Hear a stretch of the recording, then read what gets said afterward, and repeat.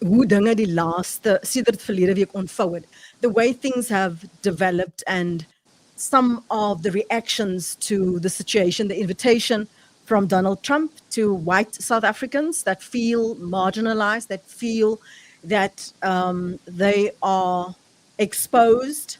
The word genocide has been mentioned from time to time. But jou indrukke van wat gebeur het? Perhaps one should just make sure that we understand this other correctly. It's not white South Africans. It might not even be Afrikaans-speaking South Africans. And we have no clarity whether it's actually Afrikaner South Africans, because you will remember that the press conference that Flip Buys had a couple of days ago, he said, we speak on behalf of our 600,000 registered members, and we assume that represent around about 2 million families. That is not half of Afrikaners in South Africa. So the question who they speak for is a real question. We must be careful to think that that's how white South Africans think. And in fact, I've been at a farmers meeting the last day or two, and voices there were that that is not part of how they think about this thing. They, of course, they all ask the question, what exactly is in this expropriation act that can harm us and that will have such massive consequences for us? We don't know. And I must tell you, I have seen one or two information sessions or posts by agricultural leaders, and sometimes they seem to be as ignorant about it as everybody else, because they do say things which we know is simply not true. I just a provincial agricultural leader just the last day said that with this act the government can take your car and your money, and we know it's simply not true. So I think there's a lack of information out there. I think organized agriculture must quickly start to educate their personnel about what is going on in this act and what the consequences may be. But the lack of information is just astonishing as far as this is concerned. Well, that corresponds with the absolute ignorance of Donald Trump, of course. You can't believe what you hear when he says that there's a specific class of people, and he says that these people are deprived of their possessions. It's simply not true. It hasn't happened since 1994, and it doesn't happen now, and this law doesn't allow for it either. So yes, we can talk about it extensively, but the ignorance and the lack of information, the lack of knowledge about what's really going on is just astonishing. I'm gonna ask you to elaborate on that in a moment. I just want to welcome Angelo. Thank you so much for joining us. Your thoughts of the developments we saw last week and where we find ourselves now, because Pete refers to lack of information and maybe appreciation or understanding of the consequences of things that were set in the past or narratives that were created, and now we see the fallout of that. But I'm eager to hear your take on it. So I think in addition to a lack of information, there's also active disinformation and misinformation. And we know that this is not just an American problem for the Trump administration. It is a global problem, and particularly as trust in mainstream media has been in decline over the last 2 decades, and greater reliance on alternative sources of information, including social media platforms, which are not always subject to editorial control. What we've often seen, and the OECD's recent research has shown, that literacy is in decline across 161 polities that they did the research in, including for university-educated graduates, but particularly harshly for people who leave school before the end of the formal schooling, and that this has consequences for how people engage with information. We've seen the consequences for this in electoral outcomes across particularly the global north.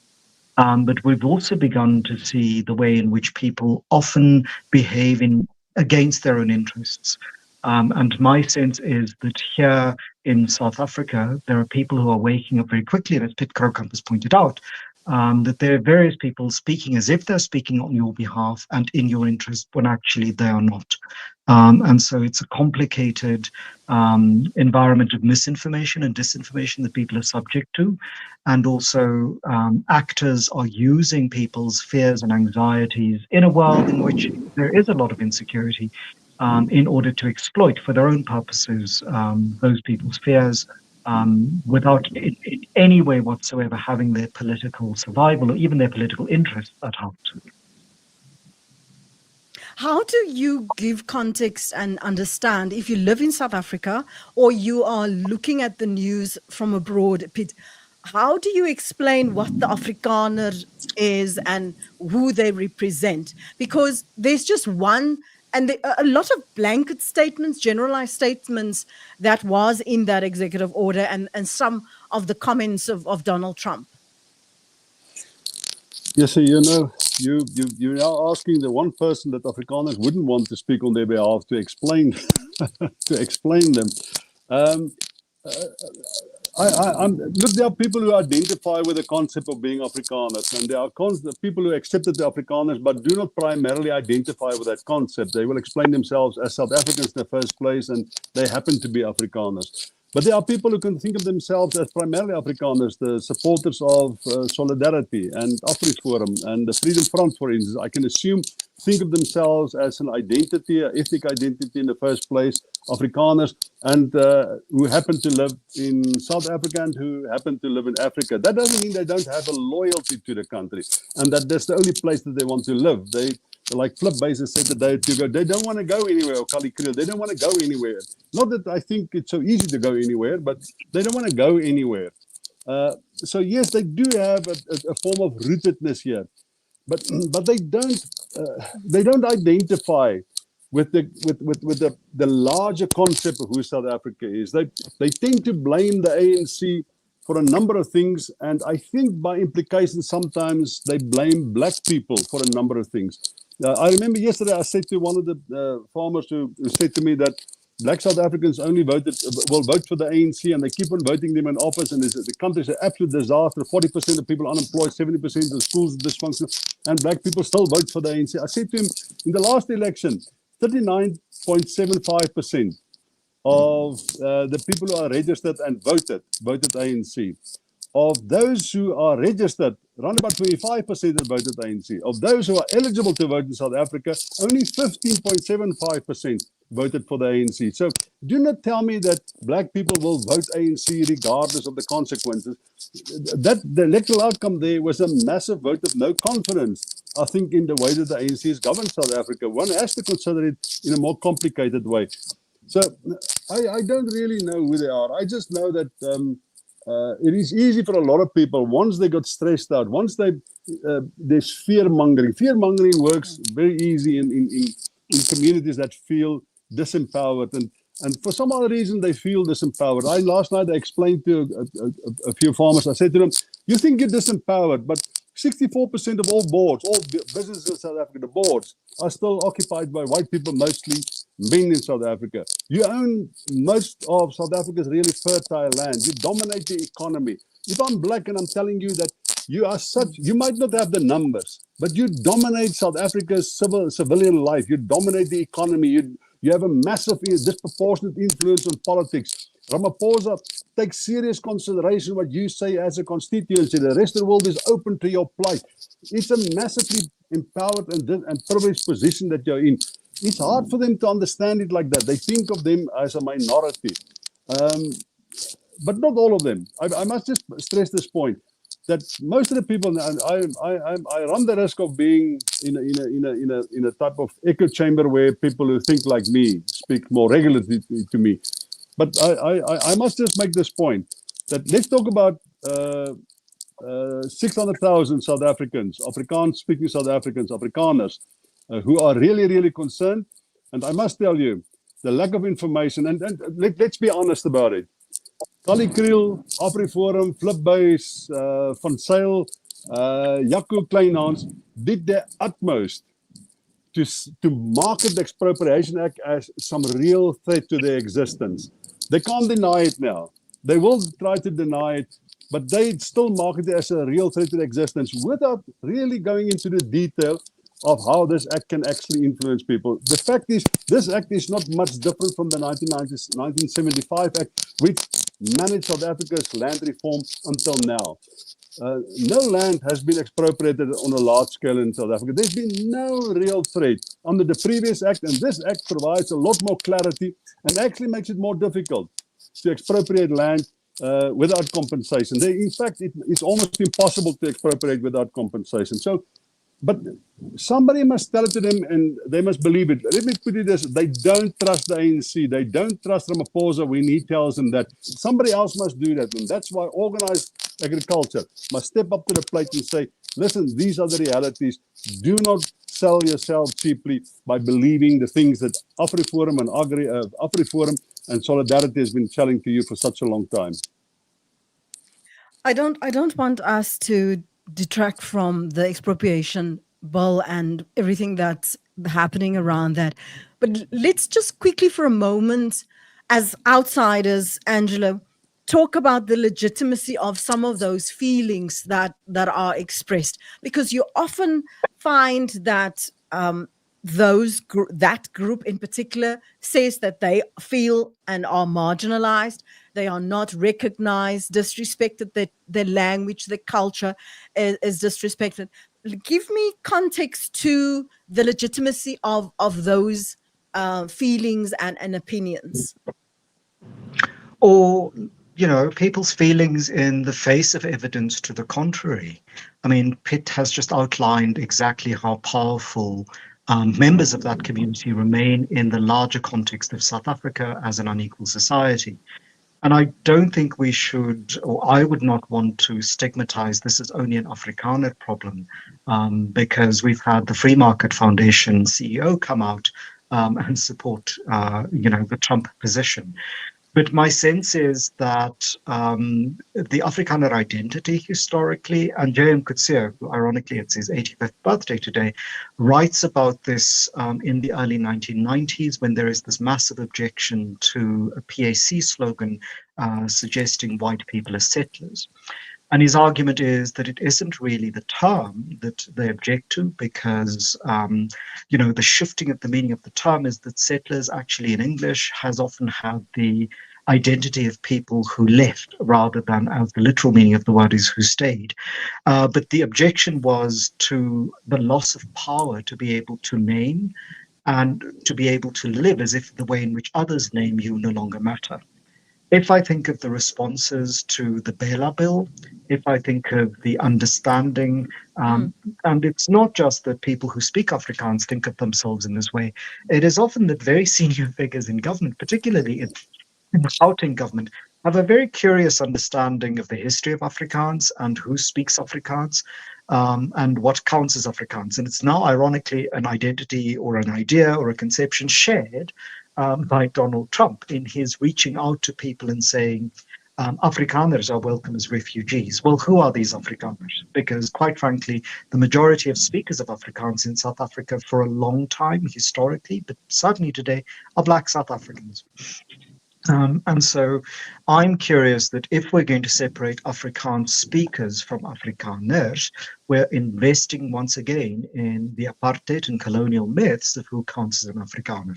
Secondly, and Pitt Crocombe picked up on this right at the beginning when he qualified how people think of themselves as Afrikaner. I mean, the very word is connected to the continent, and certainly want to make a stand here. I have no interest in immigrating to Texas or to, Philadelphia or to Washington State. Gaza, but at the same time, yes, but at the same time, they have a very curious anachronistic understanding of the state they're in. And I think it's not that they long for a somewhere else, but they long for a time that never existed. It is this time in which they imagine the Afrikaner had this total control over the state, and over their lives lived in that state. And that time sadly never existed. The Afrikaner identity was always contested, under assault, whether it was in colonial South Africa occupied by the British, in Union South Africa in contestations around class, in the Arm Blanke vraagstuk, in apartheid South Africa, around the way in which the National Party, the Broederbond, and its various youth leagues and other organizations constructed it, the Great Disillusionment with the NG Kerk, the Great Disillusionment with Afrikaner institutions. And so this idea, the unified identity, has never been there. And the people who now speak on behalf of this imagined community of Afrikaners often have no institutional basis from which to do so. What is the membership of Afriforum? What are the other institutions through which Afrikaners think themselves? There's no longer an established church. If they think of themselves through a language, and I don't mean to go on and on about this, but think of the Afrikaans language programming on South African television. And I don't mean just the public broadcaster. I mean the plethora of options of seeing more Afrikaans films today than you would historically have seen because of private corporations in the Showmax family or in other corporations like DSTV's owners. Think of Afrikaans books, think of Afrikaans poetry, think of Afrikaans magazines. These things exist in a way they don't for the other 11 official languages, and the 10 of those are spoken in written languages. My sense is there is a perception of threat that is in the face of evidence to the contrary. And, I agree with Pitt that we should have the institutions, including formal organized agriculture, but also other institutions through which Afrikaners live and exist, whether it is the now plethora of churches to which they belong, the social organization to which they belong, to speak against and speak for honesty. But if people are invested in myth-making for fear-mongering, then we're sitting back in apartheid, where the institutions failed people precisely because they gave them a skewed version of the world. Let me quickly go back to a report that I saw, Pitt, and you and Angela would be able to tell us what your read is on the ground and the people that you engage and interact with. I saw that there were allegedly about 10,000 farmers in particular who expressed a willingness to leave South Africa and to, whether it is to take refugee status, I do not know, but to leave South Africa groener weivelde in die VSA te gaan soek, for greener pastures. Is that your sense that on the ground as well? No, I'll be very surprised if that is really true.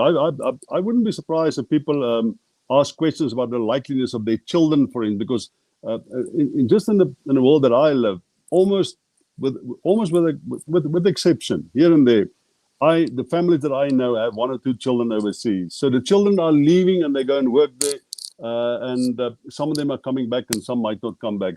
But I can't imagine that a farmer will uproot himself here and think that he can go somewhere else and make a living out of farming in America or Gaza or Greenland or wherever Donald Trump would like to place him. I can't imagine that they think that they can uproot their business and start somewhere else. I'll be very surprised. I think it's part of myth-making. I would like to see the stats. I would like to see the platform, but I can't imagine that being true, no. Just briefly, your take on that, Angelo? When I hear numbers like 10,000, they're suspiciously wrong. And I want to know how people come to these conclusions. It's like when people pull percentages out of the air and they say 98% of people say the following things. My sense is that there's a general migration pattern in the world, and particularly for middle-class people. So it is not just Afrikaner children who are living in other parts of the world. Many middle-class South Africans have children in other parts of the world. There are people who've migrated to South Africa. I mean, anecdotally, 2 days ago, I was in a car and the driver was telling me that his son and daughter are in the UK, one in Huddersfield and one on Jersey Island. And he came to South Africa from Zimbabwe in the early 1990s. So this movement of people is real. I can imagine that there are people who are thinking South Africa is not working out for them and they wish to leave. Many of them may be Afrikaans speaking, many of them may be Afrikaner by self-identification. But as Pitt points out, relocation, particularly if you've made a life in a world through institutions, through places, um, it's not just that you have economic ties to the space, you have emotional ties and you have language ties. Maybe the next Afrikaner community that you might want to go to is in the UK, but that has its own political and economic wobble. You might want to go back 100 years and go to Argentina and possibly find people who there are still Afrikaans in a way that they were 100 years ago. You might find mates in East Africa who left in the early 1990s. But this idea that people easily uproot their lives, and somehow the number of people who've returned to South Africa because they've gone on a ticket to New Zealand or Australia, and found that actually anywhere that you resettle, as somebody who's had to resettle 2 or 3 times in his life, I can tell you it's not easy. You can't build relations. You're markedly accented in a particular way. People see you as an outsider. And settling in Israel or Gaza or wherever you imagine you're going to settle, Phoenix, Arizona, is not as easy as people imagine. And so I think people know that at heart and are not likely to pick up and go easily. People don't become refugees because it's easy. They become refugees because it's hard. And to a large extent, we face troubles in South Africa, we face challenges. But life for us in the middle classes remain relatively easy compared to some other places in the world. And I think many people find this out when they leave the country and settle somewhere else and find that while they have all sorts of other securities, access to galleries, the ability to have public transport in a particular way, you miss your swimming pool, you miss your outdoor life, you miss your ability to drive overland, you miss your cheap petrol, you miss cheap labor done on your behalf for you quite easily in restaurants, in your home, in all sorts of ways. I mean, the number of medical safaris to South Africa from the global north speaks to the value we have as middle class people who have access to the private healthcare system that people in Western Europe often do not have. So my sense is I don't wish to poo-poo the 10,000, but it is for me a suspiciously one round number, and two, it's a scaremongering number because it suggests the 10,000 people currently making our food will simply disappear from the landscape and we will all go hungry. The great threat that we often hear. I quickly want to read some of the responses to my posts earlier on TikTok, because I was promoting this discussion this evening. We're obviously talking about the invitation that President of the USA, Donald Trump, extended to Afrikaners, in particular in South Africa. Well, that's the conclusion we come to, that they can apply and as refugee status. I don't know what the technicalities are and how it will be approached, but that they are welcome to go to the USA or to come to the USA. Glenn Gary de Klerk wrote, "We here to stay, born and bred as hardworking people. We don't stand by the beggar's bowl." Henry Welgemoed, mense, hier is oorlog op pad. I would love to hear both of your thoughts on this. Kom uit terwyl daar 'n deur oop is. Trump het nie vir nie die uitnodiging gegee nie. Hy weet iets wat ons nie weet nie. Die net die ryk Afriforum boere sal wil bly. Ronnie Brown 332, FSA enige tyd was nog nooit bang vir oorbegin nie. FSA, Lakia says, ek sal môre vlieg as dit reg is. FSA, enige tyd, USA, oorlog is om die draai. You know, you mentioned earlier about the fear mongering. Let's just sit with that for a moment. Some user said, Afrikaners antwoord asseblief. Afrikaners mooi loop tot by Amerika. Teens sê oorlog is om die draai. Wag net vir dit. Elfie say, huge landowners versus refugees. So that's some of the comments. If you are sitting in and you're listening and you're eager to make some comments, thank you, Adele. I'm going to post that in a moment. Please feel free to post your questions in the comments section, your comments. Very interested to hear your thoughts. You tell me where you, the speaker, draw the line. We are glad to go. Our kids is our culture and inheritance and belief. That's Adele Visser's opinion. Continue.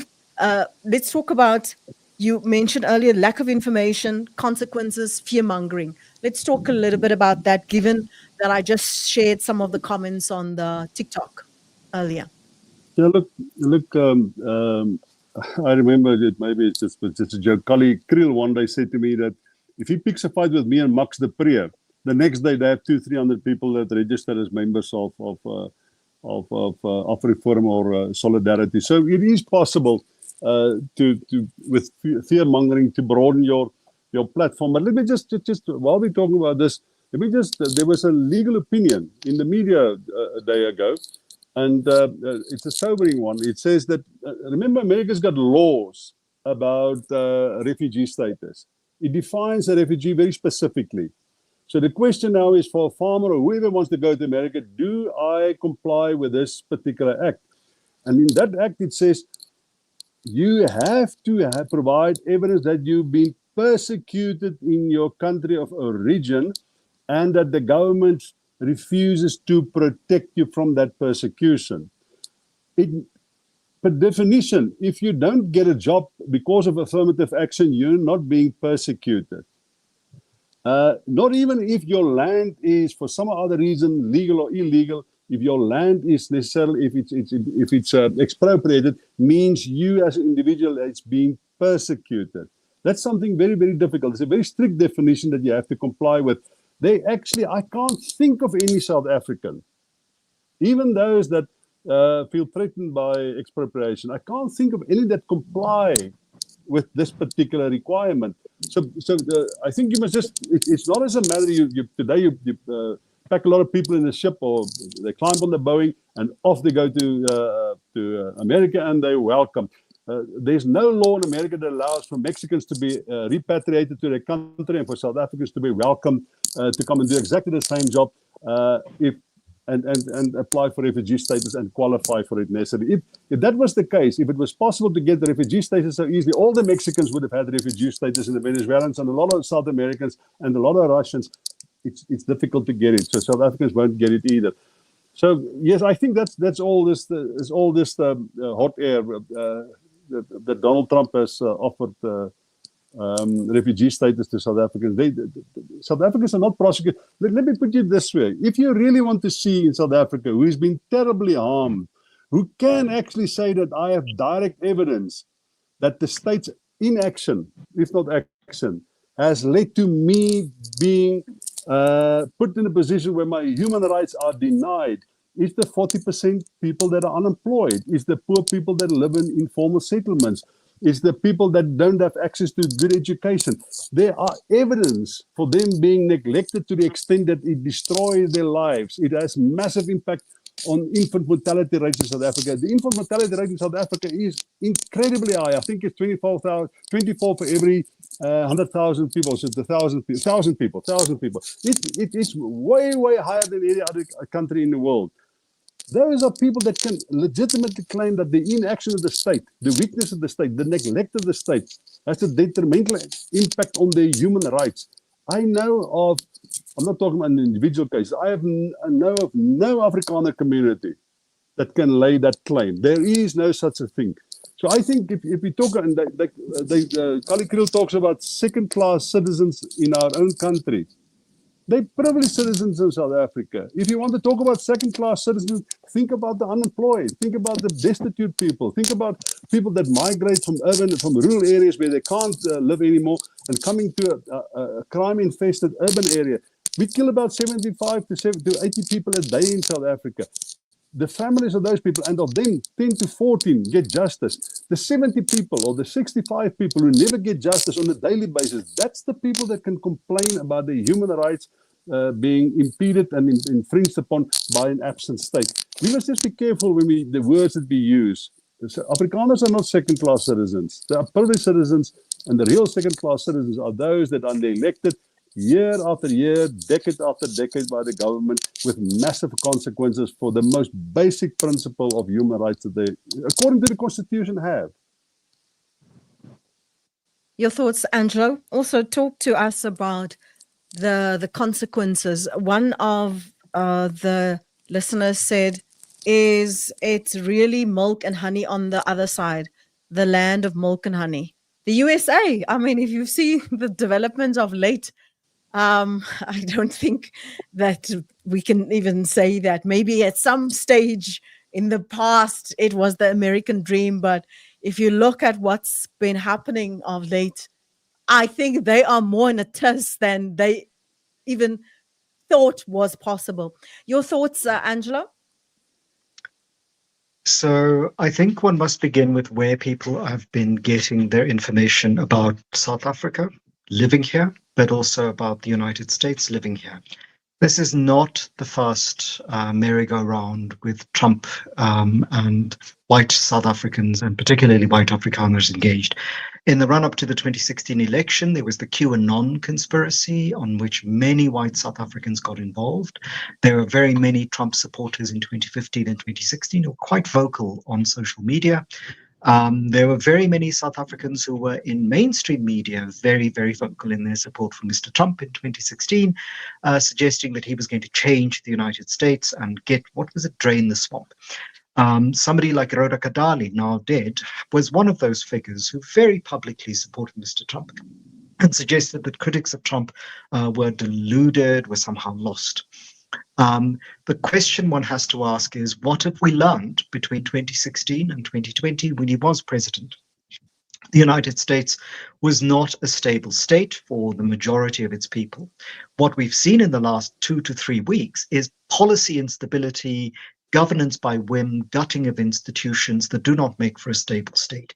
So this idea of the United States that people may be getting from movies from the 80s starring Michael Dudikoff, they may be getting from television series that they're watching, is not the reality that one is seeing unfolding in front of us as, you know, varieties of changes are happening inside the institutions that govern the state and that make stable life possible.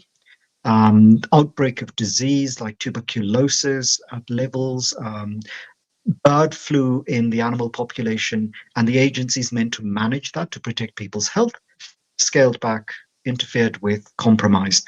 The Centers for Disease Control. Now, all of these actions to rational individuals who invested in a scientific understanding of the world look entirely crazy. But for people who've bought into the QAnon universe, who believe that there is a deep state, who believe that there is conspiracy, who believe that there is a whole variety of things that need to be done, see this as positive developments. So if you're anti-vaccination, then you believe that the dismantling of the Centers for Disease Control and withdrawing from the United Nations health organizations, the World Health Organization, these are positive developments for you because you believe that your faith and your beliefs will keep you from getting tuberculosis or polio or cholera or any of the other things that are going around.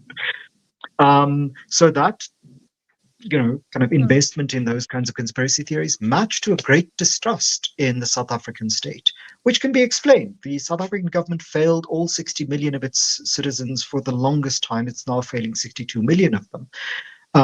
But this idea of being homeless, of not having a political home, of feeling alienated from the society is not unique to Afrikaners. And I suspect if Afrikaners looked around and engaged with people who are not Afrikaners, they would hear similar sentiments from many of their fellow human beings in the state. And as Pitt pointed out, when you look at voting patterns, this idea that Black people are somehow still supportive of the ANC is not borne out by stats. And it's borne out, I think, this idea that Black people are the source of troubles in South Africa by very apartheid notions of habits of thought and being that people haven't let go of. And I think if you're going to live in the 21st century, you can't continue to live with the myths of 17th, 18th, and 19th century South Africa. And this goes for Black and white South Africans, for Afrikaners and non-Afrikaners. It goes for everybody. We're living in a world with massive challenges ahead of us. They're existential. And we can't continue to invest in 200-year-old stories, 100-year-old stories, or sometimes even 50-year-old stories. And that includes some of the ANC's versions of the world, because our survival is at stake. And believing Mr. Trump's stories, they change from day to day. Sometimes they change within the day. And so we need to be very careful about... I quickly want... Sorry to interrupt you. Sorry to interrupt you, Angelo. I am very aware that Pete has limited time with us this evening. And I want to just quickly ask you, Pete, to talk to us about consequences and where this leaves us, particularly South Africa-USA relationship and the various agreements, trade agreements, where that puts us at the moment, and what should the considerations be? I know that I had read that Cyril Ramaphosa is planning to send envoy to the USA. I don't know if maybe we should be talking more at home first to be sure what we want to address. But share your thoughts about that, the implications of these actions and these utterances. Just before we started this conversation, I watched the interview CNN had with Bill Gates, and they asked him the aid that was withdrawn via US aid, what will be the consequences of that? And he said the immediate effect will be that around about 20 million people will face death because they got HIV/AIDS treatment, they got food to eat, they get so much help through that program alone that they will face starvation, they will face death for health reasons. That's just one program. In South Africa, there's a real chance that I can't imagine that Donald Trump will do all these things and say all these things that has been said the last few days and keep us part of AGOA. We export some of our goods and services, vehicles and agriculture, by the way, tariff-free into that market. It will have consequences. There are 700 American companies in South Africa. If Donald Trump starts to put pressure on them not to do business in South Africa because South Africa's behavior is contrary to the security interest of the United States, we will lose literally 2 million jobs. Will be lost as a consequence of this. So it will have massive consequences. But I just want to, just a little bit earlier, that what I think we talked about. Imagine any African leader has said that I want to suspend I want to now implement tariffs on all my neighboring countries. My best friends here in Namibia, 25% tariff if they import anything, export anything to South Africa. Then I would like to, I think all the people from Zimbabwe must leave. They must go to Zambia and they must go to the DRC because we want to clean up that place so that I can establish something proper there. And I think I want to annex Namibia. They must become part of South Africa. You know what we will think? We'll think it's nuts. What I can't understand is how we entertain what Donald Trump is saying as if it's some serious offerings to the world. Why? This is a person that has been found guilty on several criminal charges, 34 criminal charges. He's in a civil court being found guilty of several charges, and he got off by the fact that he was elected president from a whole range of other charges. So it's a criminal appointed to an office and then says his northern neighbor Canada must become the 51st state. Who says that and get away with it? He says that we must remove the people from Gaza and we must change that in the form of a Riviera. Who says we should put somebody in South Africa who says that in an institution? Surely that's not a person with a normal mind. He doesn't understand anything. We should institutionalize him. Why is it that the world entertain a mad lunatic like Donald Trump? And it's got the whole world by the short and curlies. Mexico had to immediately act to save their economy. The Canadians, even though they threatened with their own tariffs, they were too happy when the Americans said, well, let's suspend this for 30 days. And that is because somebody, even if it's a nuts person with enormous power, and that's the thing about the world politics. How is it possible that Xi Jinping, Donald Trump, and Vladimir Putin can hold the whole world to ransom and threaten all of us? It is just incredible to think about it. 3 persons in this world, if you can include Kim Jong-un if you want to. 4 people can threaten this whole world, so much so that we have to fear for our lives, we have to fear for our children, we have to fear for our economies. We are in a desperate situation when these people get angry with us. And that's what makes me angry about what Donald Trump is being doing, and the fact that he's got some support in South Africa, and that so many Afrikaners support him, and then they say, yes, he does what he says he's going to do. Yes, but so did Hitler, so did Pol Pot, so did P.W. Botha. They all did what they say they're going to do. Why do we admire that type of authoritarianism with people? I'm concerned about South Africa in that respect, that there are so many people that admire powerful politicians as opposed to efficient, effective institutions. Okay, let me quickly just give voice to some of the comments, and then I'll ask Angelo if we are overreacting to Donald Trump and we should just ignore him. Why they want their own town, cities, schools, universities, etc. is direct of new apartheid, and they don't want other people in their space in a new South Africa.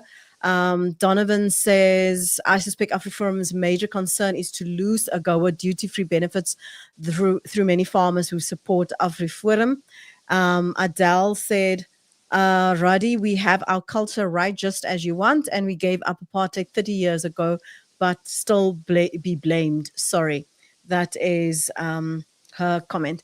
Should we just ignore what Donald Trump says and the threats, Angelo?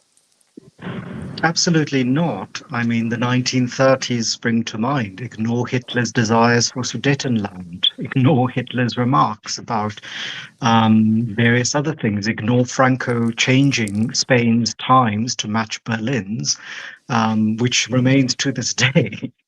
So, yes, mad men, and I say men, occasionally there's a mad woman, but mad men tend to have consequences when they take control of institutions. And this time round, the change happened much more quickly because Donald Trump had a powerful backer, the richest man on the planet. Who would have thought that the 21st century villain would have its origin story on the streets of Pretoria? But to me, it feels very much like one is sitting on the shores of North Africa in about 350, 400 Common Era. You are hearing stories of what's happening in Rome and the down spiraling of the Roman Empire into chaos. And it'll take 150 to 200 years to happen. We are now in a much faster paced world. And my sense is that the consequences for Americans are going to be very, very dire. There's very many people who have voted for Trump and are being left out of the miracle as the rich get richer and their public health care, public schooling begins to collapse. Their access to make lives in the United States, as promised by Donald Trump, no longer exist. These are armed people, people who are in militias. So my sense is there is a civil war brewing. It has been growing for a while. So internal to the United States, there is some political stability already, and it's coming particularly as the Democrats are seemingly powerless or paralyzed. In South Africa, we need to be very careful because just because one empire is collapsing doesn't mean that the world order is necessarily in our interest. And so people are suggesting that we just realign with other powerful players in the world. I think it is important to construct a just world and imagine a different world in which there aren't these strong men with control over powerful states and militaries that we have to go begging bowl in hand to. I do think multilateral institutions like BRICS need to be reimagined, the United Nations need to be reimagined, and people inside the United States need to be reminded that the very international legal architecture, to quote Philippe Sands, was designed by the United States in the 1930s and 1940s and is now being actively dismantled by the United States, not because the people of the US are not benefiting from it, but because the elites of the United States have found that they could be infinitely richer. Think of the millionaires who've made and billionaires who've made much more money since that November election, since January 20th, and think of the millions of people in the United States alone who now are worse off. And those 20 million people that Dick mentioned before, that will have massive knock-on consequences. And, we've heard of the rather tense telephone call between the Prime Minister of Denmark and Donald Trump. My sense is that NATO is not a positive force, but they're being reminded that if your senior partner is misbehaving, what do the rest of you do in relation to that senior partner if he's threatening to annex your territory? He's no longer just going after NAFTA territory in Mexico, Panama Canal. He's now suggesting Greenland, which is part of the EU, part of Denmark. And now these are colonies fighting over who can settle where. I suspect that this is we must pay attention to Donald Trump, but this entire act, this entire process around punishing South Africa is performative. It is to distract from what is happening inside the United States, his active dismantling of agencies, interfering, barring senators from federal buildings. And it's no accident that this comes very shortly after Mr. Netanyahu's visit to Washington. And secondly, in the very act that he signs, he mentions in the very first point that this is about South Africa's stance on Gaza, its position at the ICJ, and this new Monroe Doctrine that Stephen Miller and presumably Elon Musk have in mind for the US, which is it'll go alone. This is not a world in which you can go alone. This is a world in which we will all perish if the major superpower goes alone. Withdrawing from the climate accords, all of the kinds of environmental protections inside the United States have been withdrawing money from treaty-established American Indian colleges, gutting education systems. This is an empire in rapid collapse, not even decline. Okay, here's some more comments that I would like you to comment on. If you've only joined us now, sorry, my apologies. We're talking to Angelo Fick and Dr. Piet Krokamp. We're talking about developments since last week with the executive order of Donald Trump. We're talking about where this has left South Africans, this invitation to apply for refugee status, and they will be welcomed to the United States of America. We've actually touched on that. And if you've missed out on big parts of the conversation, you can always listen to the broadcast, the podcast later on when it's posted. Henny says, and I'm just reflecting, and you guys are welcome to comment some of the thoughts here. Pete, you talk too much. With 148 race-based laws, I agree with Trump. You guys have lost touch with what is reality. Adele says, Adele is very active. Helps many people. We all know the truth of criminal government is registered as a corporation. They want their land back, and Malema said they will take it. Bill Gates just wants money. And let me see if I've missed some of the other comments. And let's try and also just get back to some of the parts of the conversation. Ken Pachi, hoekom het ons voorvaders Suid-Afrika toe gekom om te vlug van geloofspersekusie? Seker maar vervolging, né? Die genote het gevlug om hul kinders 'n toekoms te gee. I'm eager to hear your thoughts, Piet. Oh, well, there's another one from Steenkamp. Let me just try and get that. ANC, EFF, MKDA, CCN is big problem. They make me sick. Okay. Hope you felt heard there. Thank you. For your comments, everyone. Thanks for sharing. Much appreciated. And let's also just remain respectful, please, and stay on topic. Continue, Pete. Yeah, the thing I think that Donald Trump don't understand, and that I think Afriforum Solidarity ignores, and that the person who says that there are 148 race-based laws in South Africa, is that we have a very particular history. We have a history where some people were dispossessed and some people were empowered. And we believe that we create a more just society, a more fair society, if we get everybody to have the same privileges, the same advantages eventually.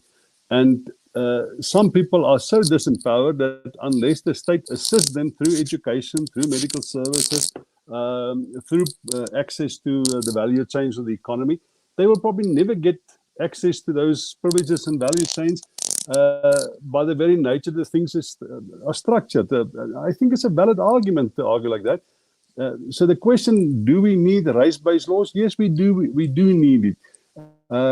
Has it been abused by the ANC to the extent that nobody trusts it anymore? Yes, it's been abused by the ANC to the extent that nobody trusts it anymore. Let's be honest, black economic empowerment has led to more corruption than real empowerment in South Africa. So I understand that people ask the question, but shouldn't we scrap black economic empowerment? No, we shouldn't be scrapping it. We should just change it until it does what it should be doing. In other words, it should empower real people instead of elite like the ANC has been doing. And the same thing for all other legislation that has affirmative action. How can you argue with something like that if you allow somebody an opportunity who has been deliberately disadvantaged on race-based, on the very laws that you now seem to support when you think Donald Trump is right, that racialization of existence, that's exactly what happened in the past. It's no irony that the people who still believe that apartheid was a good thing also believe that Donald Trump is right, and they will also complain about race-based laws. It's almost as if they don't see the contradiction in their arguments. But South Africa doesn't have to be a country that is infested with problems just because we assume that certain racial discrepancies in the past that was manufactured should be addressed now. And I also understand that you should reach a point where you say, well, we have done that now. I think we're more or less singing from the same page now. Now it can be fair competition amongst all people. Hopefully you reach that stage. I believe that. But until you do, I understand the moral justifications for laws that defines race as a form of privilege and a form of injustice. And if you don't see it like that, you're free to feel differently. I still think that the problem hasn't been solved, and we don't all have a fair chance in South Africa. And if you're white, you have a better chance than anybody else. And I think that you can't get away from that argument. Angela, where does this leave us as a society? I look at social media, I see the comments. I actually saw the ridicule of some people. There was a post that said, "What shall we suggest they pack when they leave?" And this is how we speak about each other as South Africans. And I'm wondering, what are we left with? Where are we at? So we have unfinished business. All of this sounds terribly familiar. I mean, I have to give a wry, ironic smile when you indicated what you saw online, because it sounds terribly familiar from 1993 and 1992, when people were leaving in droves because they didn't want to be in a country run by a black man called Nelson Mandela, which became real visibly, imaginably real in 1993. And the kind of, chase them into the sea slogans, etc. I think one of the things that Njabulo Ndebele warned against in the 1980s, and he warned black South Africans against this, was the sloganeering of politics and the pamphleteering of the future. And I think all South Africans, that now applies to all of us. Sloganeering, so people use phrases like 148 race-based laws. If one asks them to name these laws and suggest why they're race-based, they may have a very different understanding. Again, there seems to be more and more information and less meaning, to quote the French philosopher Jean Baudrillard. People are just putting pieces of information out there, sloganizing it, and then repeating these slogans over and over. They circulate on WhatsApp groups. Similarly, Mr. Trump is just sloganeering his way. If you read that executive order, there are several kind of insurance policies that suggest that this may or may not happen. He suggests that this should be at the discretion of the heads of the agencies, whether they do this within the limits of the law. People also need to think about, and Pitt spoke about this, what the American law does and does not allow. I mean, the American law also does not allow the president all sorts of powers over Congress. And so a lot of this is going to end up, we already have various officials at state level in New York taking the federal government to court, and this will end up at the Supreme Court. Even with a stacked Supreme Court, that court's judgments in the last 14 to 18 months have been about the ability of Congress to rein in the president. And so executive power is not quite as much as Mr. Trump seems to imagine, and as many of his supporters or people who see this as their way out may imagine. And then one doesn't want to get all Book of Revelations, Book van Openbaring on this situation, but, people will call themselves, here is Christ, there is Christ, I'm your salvation. These are not necessarily people who are your salvation. Their behavior, judge people on their behavior. And my sense, and again, going back to something Pitt said, this admiration for strong men is precisely what got South Africa into the troubles it got in colonial, apartheid, and also post-apartheid South Africa. Let's not forget the strong man of Jacob Zuma. Let's not forget the strong man of Hendrik Verwoerd. Let's not forget the strong man of Cecil John Rhodes. This idea that strong men are going to save us, look to the people of Rwanda and ask them what it's like to live in a state run by a strong man with very strange ideas. And so strong men don't last long. They may last for a very long time in their ideas, but one thinks of Percy Bysshe Shelley's poem, Ozymandias, King of Kings. Look on my work, ye mighty, in despair, and all you're seeing is the dust of the Egyptian sands. And so, again, I'm not suggesting people shouldn't want to migrate. People should find South Africa the happy-go-lucky land of milk and honey. It certainly isn't that. It is anything but that. The South Africa of the paperwork, of the dreams of post-1994 is not the South Africa we live in. But if one is interested in one's children's future, perhaps one should think beyond slogans, beyond cliches, beyond misinformation, and ask tough questions about the things that are being promised and whether or not they will be delivered. The National Party promised Afrikaners a whole series of things which it failed to deliver. One wants to know, is Mr. Trump going to get people who used to work in the pass office and start doing the pencil tests on Population Registration Act data to decide who is and isn't an Afrikaner? Because that is, I think, an identity that isn't as stable as the National Party wanted it to be, as the Broederbond wanted it to be, and as many Afrikaners in this moment may wish it to be.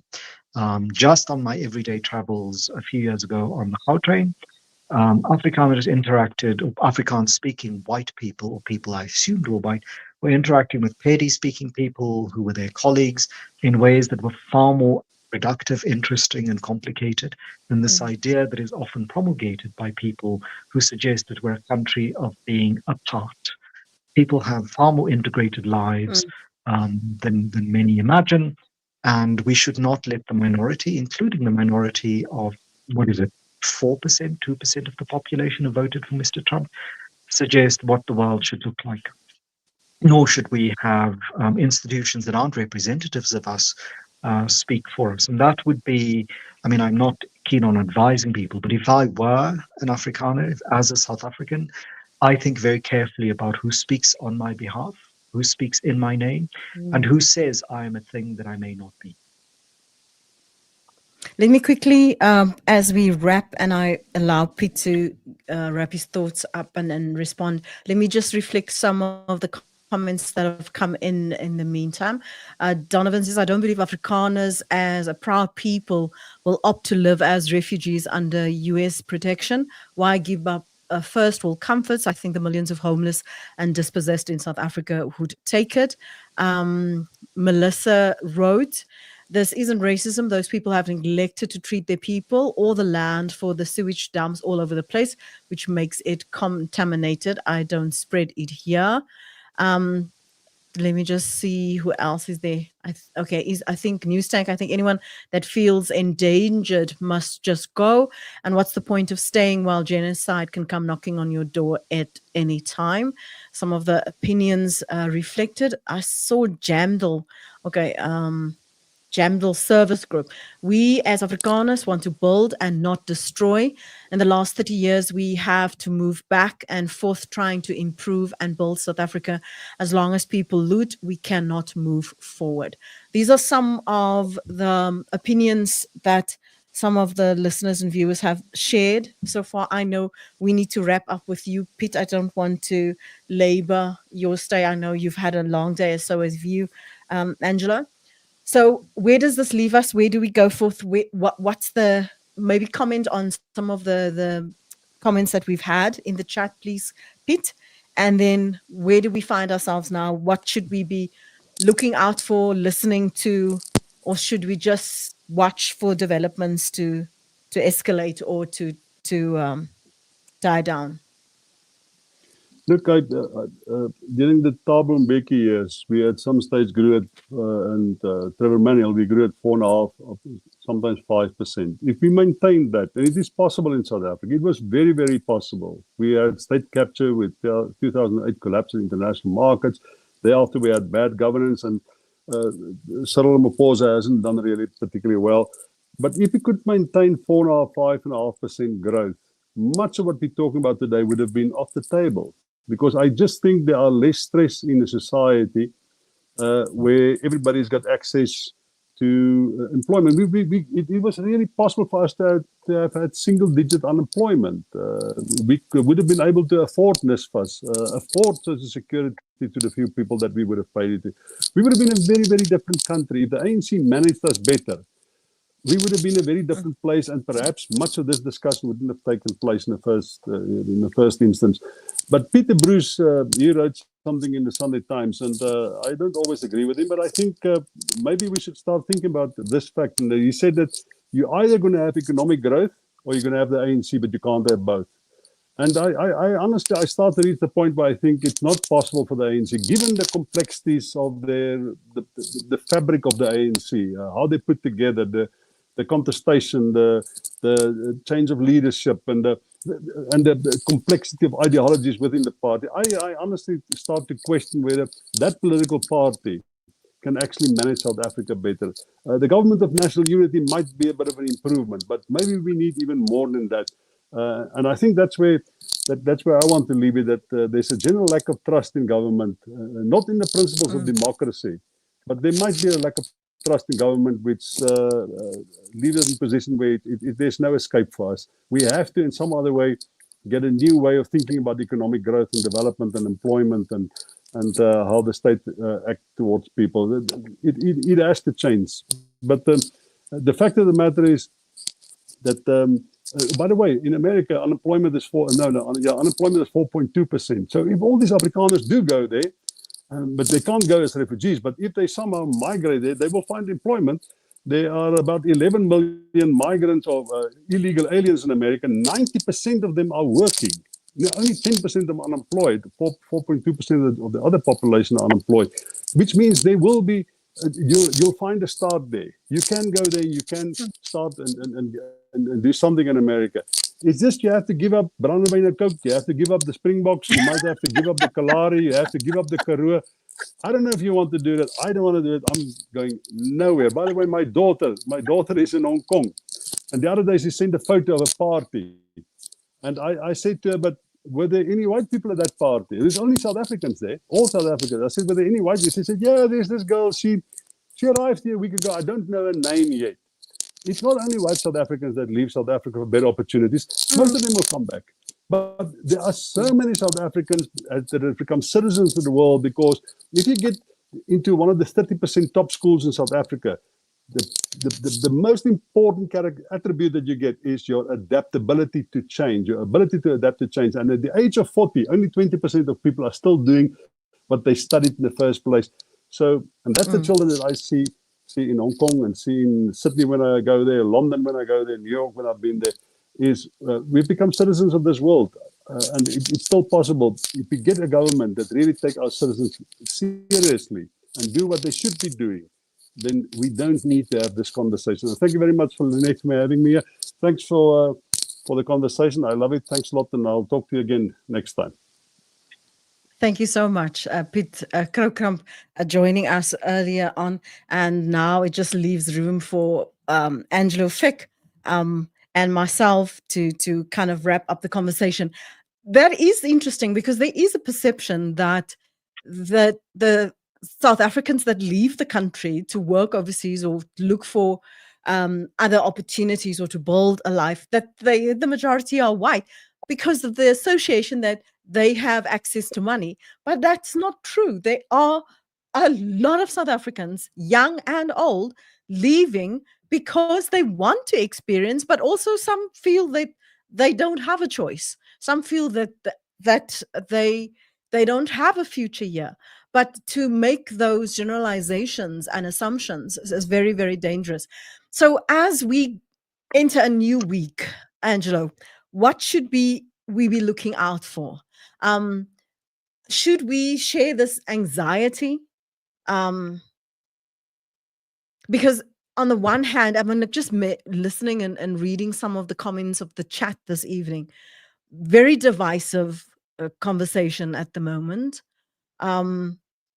You look at social media, but you also look at people's insecurities and what can we say for the failures of the ANC government? What can we say to each other as South Africans to make this conversation, because we can't ignore it, to make it easier to have, at least to confront it, and not just say, well, they speak from a privileged position, so we can't really even entertain it.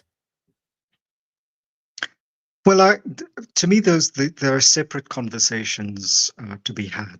One is the conversation about post-apartheid failure is a real conversation that has been ongoing in this country, but it cannot be an accusatory conversation.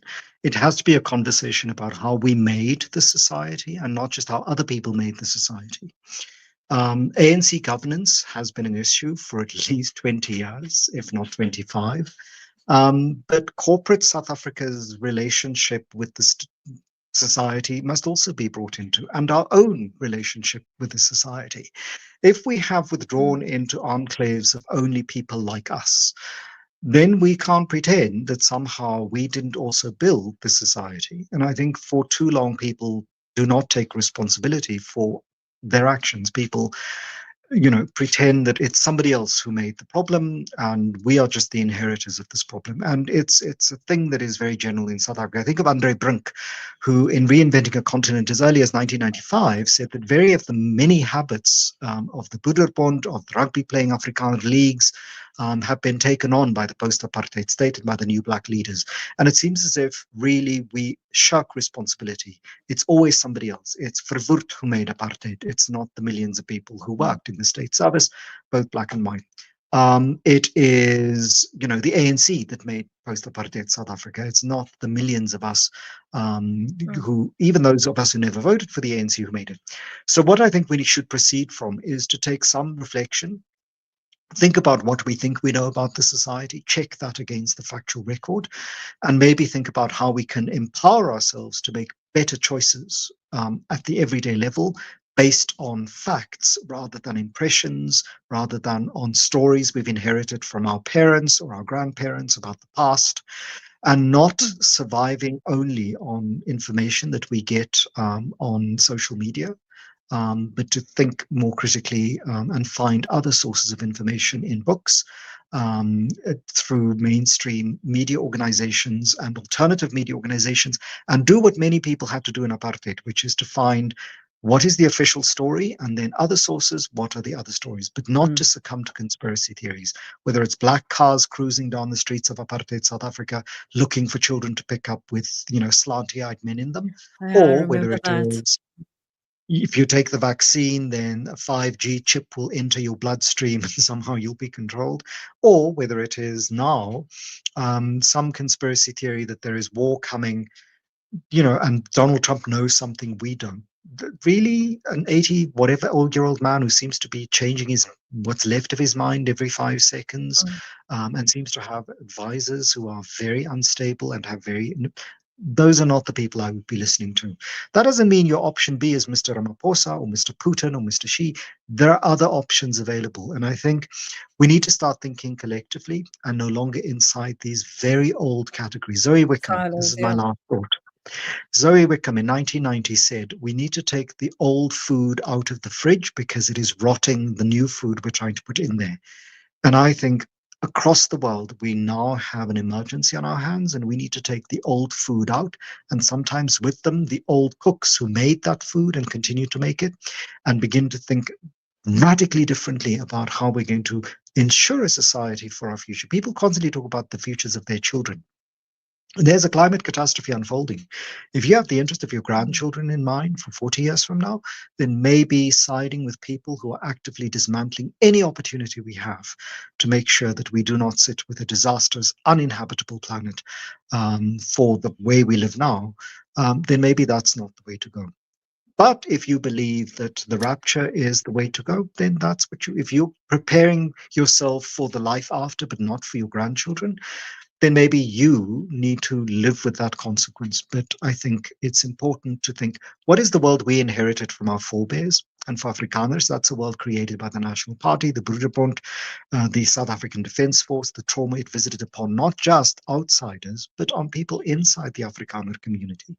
Do you want to have a similar legacy for your children and grandchildren? Do you want them to be as ashamed as many people now are of people like Hendrik Verwoerd or BJ Foster? If you don't want that, then make better choices and make those choices informed. And for the rest of us, there's no sense in having Schadenfreude. You might feel it in the moment, but Schadenfreude at the collapse of other people's lives is not necessarily good, because in this instance, the collapse of an empire has consequences for all of us. You might be sitting, as I said earlier, on the North African coast, watching the Roman Empire collapse across the sea, but there are real consequences for us. and the way we live. Some of them are economic, but some of them are going to be civilizational. Nobody wants to live in a world. I mean, it's horrible enough living in a world in which the people of Gaza have had visited upon them what they've had visited upon them. The people of the DRC currently have visited upon them what they have visited upon them. If that war spreads and it becomes more global, I had a mother who lived through the Second World War and had nothing good to say about it. I don't think we need to remind ourselves here, perhaps of Einstein, who said he doesn't know what the Third World War will be fought with, but the fourth one will definitely be fought with sticks and stones. This is a civilizational threat. We don't need to be anxious, but we do need to have concern. We need to build bridges with one another rather than to simply assume that some of us will survive when all of us won't.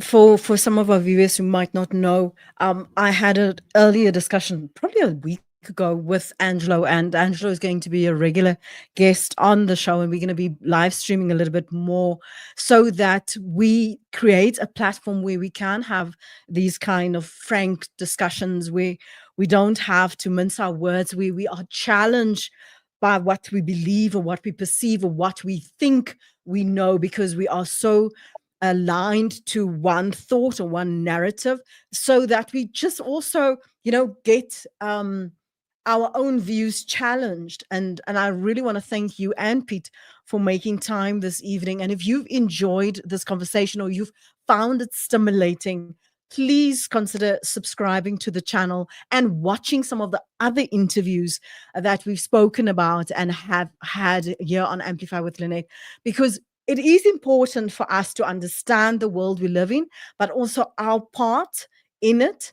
And so, I have the belief system that because I came and grew up through apartheid and segregation, I remember telling myself that I never want to live in a world where people say I didn't know. That as a journalist, it's my role and it's my responsibility to always bring as many diverse views as possible, so that people can never say, or whoever can never say, but I did not know.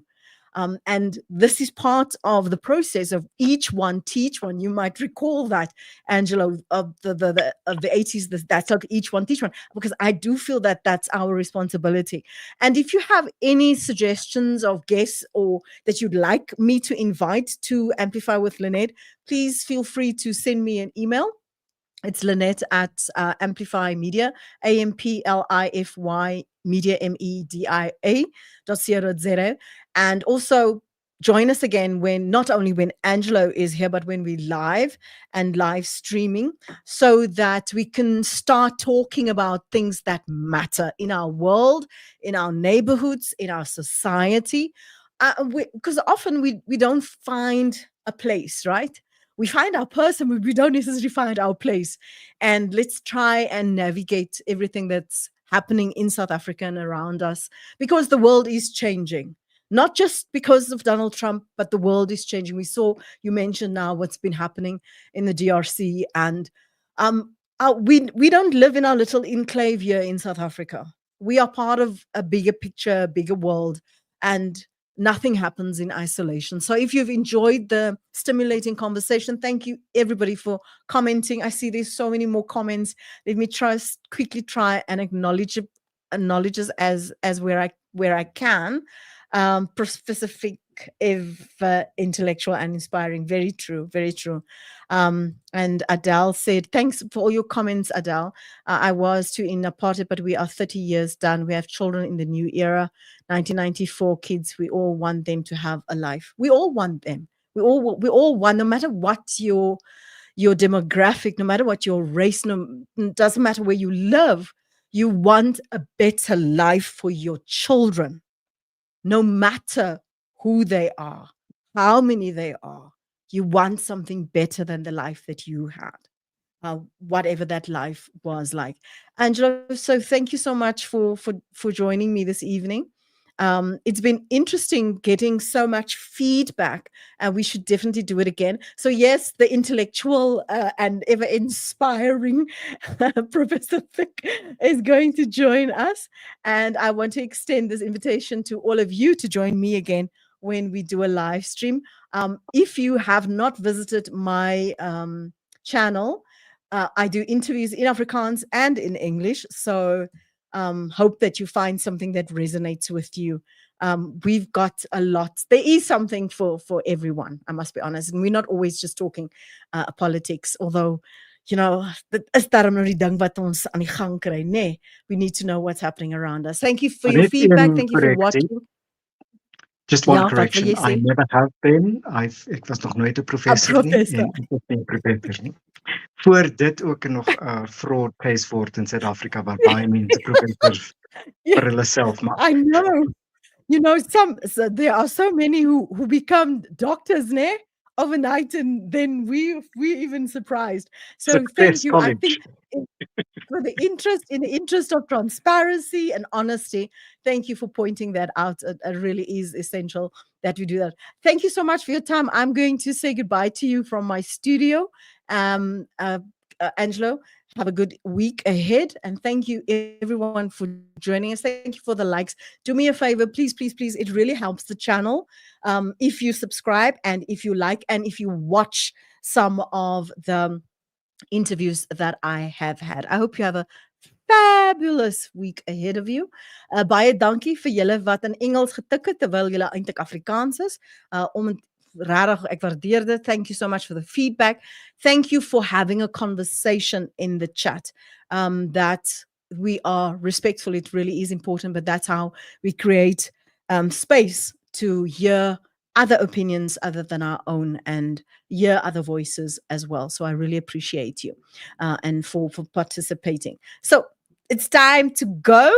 I hope you have a fabulous week, and I do hope that you get to watch all the other videos.